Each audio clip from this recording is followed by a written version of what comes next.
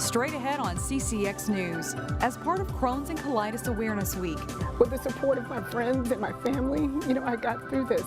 We hear a story close to home.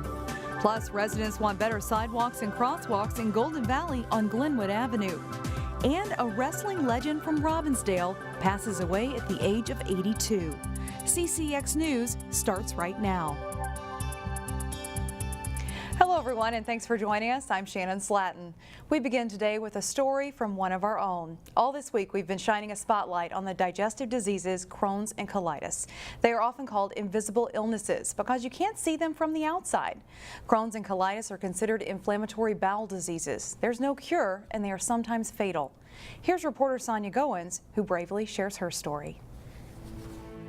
2018 definitely did not start off well for me. January 1st, I was admitted to the hospital, and I had bleeding ulcers in my colon. And the doctors gave me only two choices. One, to either remove my entire colon, or they said we can try something called total parental nutrition, which basically meant that I would not be allowed to eat, and instead I would be fed through an IV bag and through my veins. And I had done this before, but this one was a little bit more drastic. I could only have coffee, broth, and suck on candies. Hi everybody, my name is Sonia Goins. So I made a little video while I was in the hospital. Is inflammation explaining, hey, I've got this IV bag and it's gonna keep me alive for the next 8 months or so.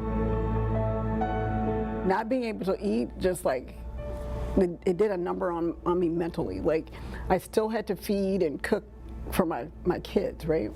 So I would fix breakfast for my son, and I would smell the oatmeal and stuff, and my mouth would water, and then at work, people were eating all around me, and I couldn't eat, and it was really tough.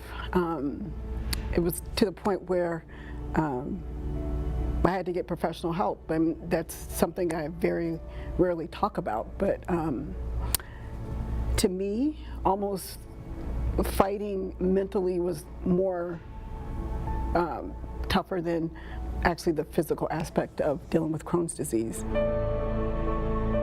I would have never been able to do this without my faith, There were times when I didn't even think I was going to make it, But I kept praying, and with the support of my friends and my family, I got through this. I was kind of depressed. I didn't like the image I saw. I had carrying this IV bag, and I had this catheter in my chest. By the way, I named my catheter Hopeful, because after I got through this period, I thought I'm alive, and I am hopeful. I'm hopeful that a cure will be found. Going forward, I decided that I was not going to let Crohn's take anything else away from me. So previous to getting sick in January, I had signed up for 2 half marathons. So I'm like, I'm going to do this. Everybody thought I was crazy, even my family. And I decided to walk a half marathon in March. And this was only like 2 or 3 months after getting this IV treatment. And I did it, and it was one of the most proudest moments in my life. And recently, about a month or so ago, I finished the Savannah Half Marathon.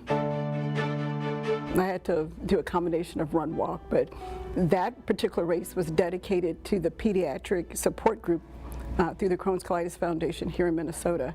These kids helped to motivate me, and that's what kind of got me through this. I see all these kids around me that are suffering through these same digestive diseases, and I'm like, well, heck, if they can do it, I can do it, Plus, I want to be strong for my family too. I want my kids to know that just because bad things happen in your life, you don't have to give up. So if there's a message out there, that's the one I want to give out. Is like, just because things get hard, don't give up.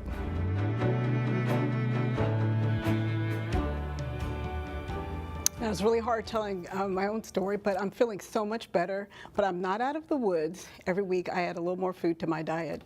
This ordeal was challenging, but it made me stronger. After all, you can't be shy when you're walking around with a backpack full of IV fluids. I'm more confident at work and in my personal life. I started a blog called Sonia Strong, and I started a podcast with a coworker called Conversations about Crohn's and Colitis. For more information on inflammatory bowel disease, check out the Crohn's and Colitis Foundation. They have a ton of resources. And Shannon, I want to thank the CCX staff and especially the photographers for having my back. So thank You've you. become such an advocate, and it's really hard. We ask people to share our stories all the time, but you reached out and shared your own, and that was really tough. Absolutely. Yeah, thank you for being willing to share that. And thanks to Ben Crow for putting that together. It was a really great piece. Thank you. All right. Thank you, Sonia. Thanks. In other news, residents listed better crosswalks and sidewalks, just two of the concerns they want addressed when improvements are made to the very busy Glenwood Avenue. We know from talking with the neighborhood from over the last year or so that there's issues with crossing our busy county road. There's issues with the condition of the sidewalks that are right beside, or just the comfort or discomfort of walking so close to traffic, those kinds of things. Almost 2 miles of Glenwood Avenue, or County Road 40 in Golden Valley and Minneapolis, will be repaved in 2020. Before then, Hennepin County is gathering ideas for both long-term and short-term improvement opportunities along that road in hopes it can tackle some of those in increments. Some items listed in Wednesday night's open house in Golden Valley mentioned better drainage on sidewalks and a need for more crosswalks. New Hope is accepting bids for a street project that's been a long time coming. A half-mile stretch of WinPark Drive between Winnetka Avenue and 32nd Avenue got a very poor rating when it was reviewed in 2016, actually the second lowest possible rating. The city will repave that road, and while they're at it, they will replace the old cast iron water main that keeps breaking with new pipe. The cost is estimated at around $2.3 million, and the project will be carried out in 2 phases to minimize disruption to traffic to area businesses. A city survey in New Hope revealed citizens want more trails plowed in local parks. So this year, the city will expand the plowing to allow for more cleared trails during winter. The city of New Hope has actually expanded trail plowing for 4 years in a row. They plow designated trails in Hidden Valley, Lyons, and Northwood parks when there is 3 or more inches of snow. In addition, New Hope will be plowing an additional section in Northwood this winter. Plowing trails has been a hit with residents, and they've let the city know they appreciate the cleared trails.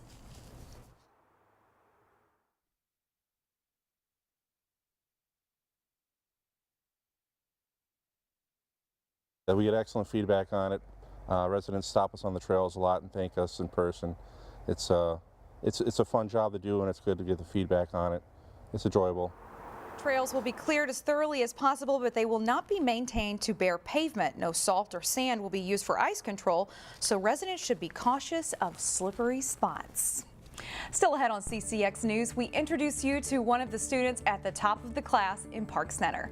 Plus, the Maple Grove boys basketball team shoots for a return trip to state this season. We'll preview the Crimson. But first, single-digit temperatures into Friday, but there is a ray of sunshine, and we mean that literally. We're supposed to see the sun on Friday and Saturday. Being in the top 5% of your high school class isn't an easy task to accomplish when you have a big class. In today's Standout Student Report, reporter Meredith Hackler introduces us to a Park Center senior high student who is taking advantage of educational resources in every way possible. Gio came to my class as a junior, and he's a very unassuming and very quiet student, but immediately he just started to show how much he knew about history and just generally a lot of topics. Giovanni Delgado Ortez, known by his friends and teachers in class as Gio, isn't the loudest kid in class, but he may just be one of the smartest. He is not somebody to overtake the course by explaining everything that he thinks about, but he's very poignant in the way that he speaks and he talks, and he picks his moment. When he says something, you really know, like, he's put a lot of thought and effort into things. Gio is in the top 5% of his class and is a part of the International Baccalaureate program.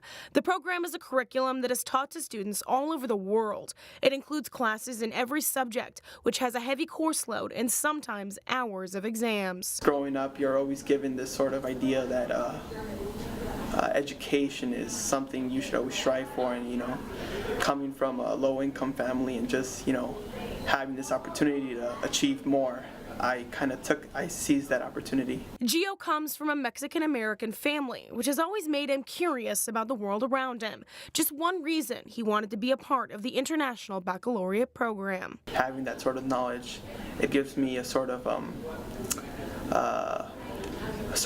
feeling or incentive to work hard and to really try to define my position in this world. Besides taking part in the highly prestigious program, Gio has also interned with the Minnesota Department of Transportation. While he has valued all the experience he has gained, he hopes he can inspire others to take education as seriously as he does. You get to shape your own future and, just take advantage of the resources around you. In Brooklyn Park, Meredith Hackler, CCX News. Gio plans on attending the University of Minnesota to pursue a degree in medicine. Still ahead on CCX News, an interfaith gathering in Golden Valley. But first, Osseo's boys basketball team has a lot of new faces in the lineup as they get set to start the season. John Jacobson is in next. Robbinsdale has lost one of the great and colorful athletes in the city's and school district's history. Larry the Axe Hennig, a longtime pro wrestler in the Midwest and across the country, died Thursday morning. Just last month, Larry was in Robbinsdale to promote the new Axe is Back beer created by the locally Wicked Wart Brewery in Robbinsdale. He was inducted into the Robbinsdale High School Athletic Hall of Fame in 2016. Hennig was a state high school wrestling champion as a Robin in 1954 and earned international fame in the Old American Wrestling Association and beyond as a pro wrestler. Hennig was inducted into the Pro Wrestling Hall of Fame in 2006. Larry the Axe was 82 years old. The Maple Grove boys basketball team has won 3 straight Section 8 Class 4A titles and should contend for a 4th this season. Here's Jason Malillo with a preview of the Crimson boys. Maple Grove brings back 2 full-time starters in guards Jared Rainey and Nate Adams, and overall the Crimson will have a deep backcourt. They've kind of been leaders on the floor, showing guys, the new guys, what to do and how we do things. So obviously our guard play is going to be a focal point for us this year. We're going to be very good at the guard position. We have a lot of guys coming off the bench that can also play guard at a high level, so we should be pretty deep down there. The biggest hole to fill for the Crimson will be on the boards after losing their top 2 rebounders to graduation. We're a little undersized this year, so we're asking our smaller guys to get in there and mix it up a little bit, our bigger guys to make space for them. So I think a team rebounding is our biggest thing that we're going to focus on. We had like a good big man expertise, and then Mac Lunder, Jordan Stenson, Zach Bradbury, all them were good rebounders. So now we really have to emphasize rebounding and make it a whole team effort, so it's not just one guy doing it. Maple Grove is the 3-time defending champion for Section 8, but in 2 of those trips to the state tournament, the Crimson has lost in the first round, something this current group is eager to change. We've been going to state, and I mean, it's cool that we're getting there, but we're not super successful when we get there. So our mood is to get that next step into getting to state and then win one game, and then just take it one game at a time and keep going until hopefully we can win the championship. Jason Malillo, CCX Sports. After opening on the road Friday at Rogers, the Crimson host another section opponent, St. Michael Albertville, on Tuesday in the team's home opener. Maple Grove's closest rival, Osseo, is also coming off a trip to the state boys basketball tournament. Jay Wilcox is a season preview of the Orioles. The Osseo boys will have a lot of new faces in the lineup. 1 starter and 1 key reserve returned from a team that was consolation champion at the state 4A tournament. We got a lot of people that played it last year on JV that can really be a big key on our varsity team this year. We got a new group of guys. A lot of kids from the JV team that went 21-4 last year. So we're excited to see what they can do. Add in a couple of varsity players. We got a good group. They're inexperienced, but we got a good group of kids ready to play. This isn't the first time that Osseo hasn't had a lot of big names returning, but head coach Tim Tyson and his veteran staff, plus a hard-working group of players, always seem to put together a good, scrappy team. I feel confident about what we have. We do have a lot of new guys, but with the coaching staff we have, every year it's the same thing. We just Osseo basketball, so I feel very confident. Defense, that's all Tyson, that's all we talk about is defense. So that's going to be our key to winning this year. Last year's team was really successful with a bunch of 6'3" guys. We're going to try to mimic that this year. We're a little bit smaller though, so we got to use our athleticism a little bit more, full court defense, and hope our defense can put some points up on the scoreboard.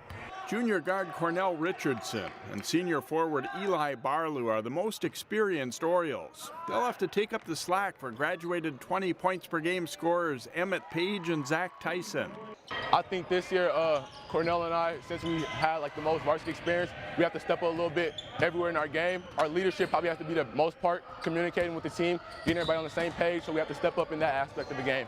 I don't know if we're going to have a dominant scorer like that on this year's team, but I think what we're going to find is parity with our kids. A lot of our guys will be able to shoot, they'll be able to penetrate, they'll be able to score the ball. I think it's going to be distributed evenly, a little bit more than it has the past couple years. This may not be a highlight reel type of team, but you know Osseo will be ready to compete each and every night. Jay Wilcox, CCX Sports.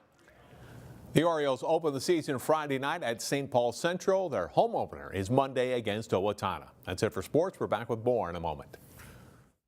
During this holiday season, a group of local students got an annual reminder that there are other traditions and holidays celebrated that are different from what they might celebrate at home.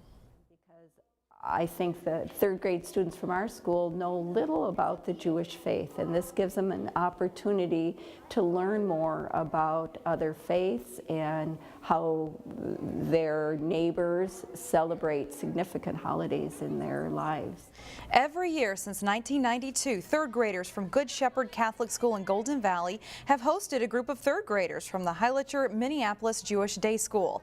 The Jewish students learn about Christmas and some of the Catholic traditions surrounding the holiday, and the Catholic students learn about Hanukkah and the symbols involved with that celebration.